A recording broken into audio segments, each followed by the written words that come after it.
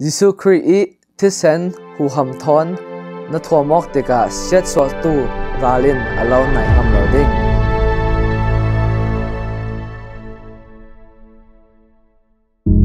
Nitin Manna March nilai kwa thong ni kulhuan khat tlongkai ninga Jesuh i Thiisen in a Humhim Sangka i Thiisen hnihmi chu nan umnak in asiti hminsinnak asiding Izipt hrem tikah nannih chu siatsuahnak nan tong lo ding suahlannak bung hnihmi chang thum Israel mi pol chu Izipt kumzali sung sala an tang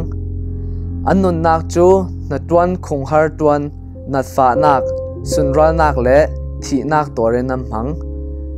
anma runtu dinga Moses asuak tikah Izipt mi pol para natsia le thinak a thleng asinan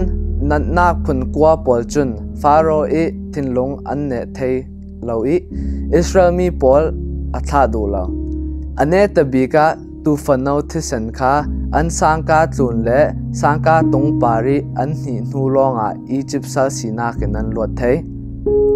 sal sinak pakhat khat sunga na tangdamo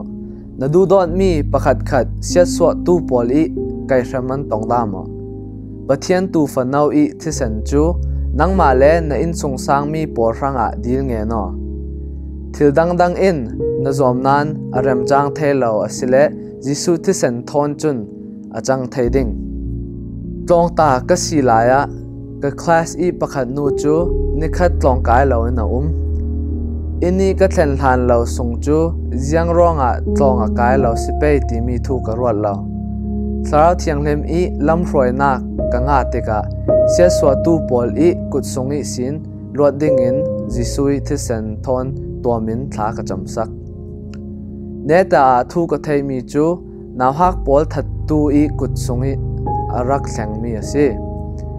royal people i an rel dana ama chu khosia pol hne rai thoinak a hlan asi i asinan mangbangza in hi nawhak nu chu